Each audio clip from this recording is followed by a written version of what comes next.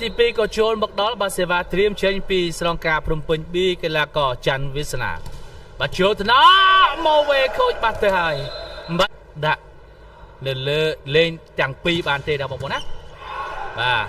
បាទរត់ថាក៏ទះមួយដូចករណីធីបិញហូកហើយនឹងមឿនមេឡាយអញ្ចឹងបាទមកបងប្អូនណាបាទគូក្រោយវាក់ផ្ដាច់ព្រាត់ឲ្យសុយខលកន្លែងនេះបាទយកបានពីខេមរៈរត់ថាឲ្យច័ន្ទវាសនាទុចមួយយកបានពីដាវីតបាទសុយខលដកឲ្យមករួមក្រុមលងបាទបាញ់ពីបាត់ប៉ាកន្លែងនេះយកបានវិញអត់មានពោតពីលោកកញ្ញាកណ្ដាលទេឲ្យម៉ៅណេ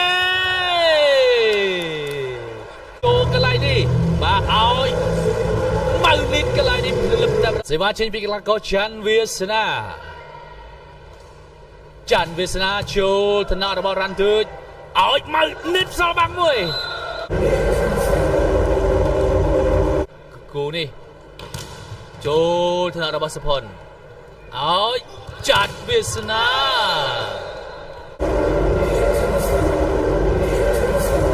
រូបភាពយឺតច័ន្ទវាសនា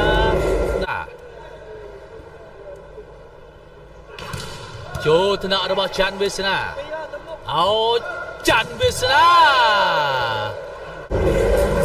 បាននេះរ៉ាត់គូសវ៉ាគាត់ល្អដែរប៉ុន្តែបាទវាសនាគាត់ទឹកបាត់ទៅទៀត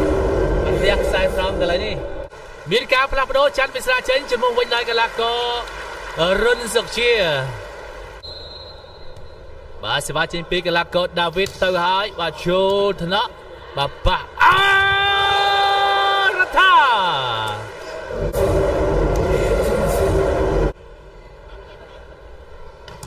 បាទចូលឋានៈរបស់រុនសុកជាឲ្យរុនសុកជា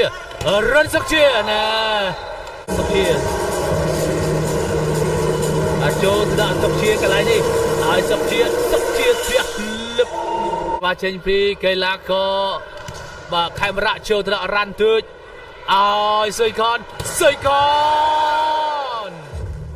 ចូលរួមទស្សនាបានច្រើនកកបាទហើយជាពិសេសនោះកុំភ្លេចសៀណាបងប្អូនបាទចូលឋានៈបាទឲ្យសុយខនដេញបានល្អដែរបាទលេង6ស្មើចាំនឹងដេញបានលុយបាទចូលឋានៈរបស់សុផុនបាទប៉ះឲ្យរុនសុកជាបាទលើនេះសេវាចេញពីរ៉ាន់ទើចចូលឋានៈរបស់រុនសុកជាឲ្យរុនសុកជាអូនណាបាទរូបភាពយឺតបង្ហាញអំពីការម៉ាត់ដាច់របស់រុនសុកជាកីឡាករមហារុនសុកជាបាទចេញសេវាចូលឋានៈរបស់រ៉ាន់ទើច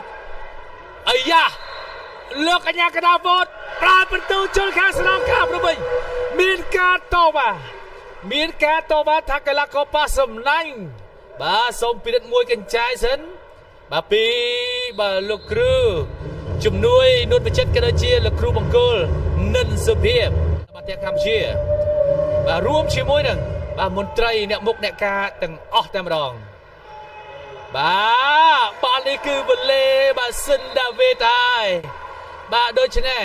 ជ័យជំនះនៅសេតទី2គឺបានទៅលើក្លឹបបាល់ទះស្នងការឋាននគរបាលរាជធានីភ្នំ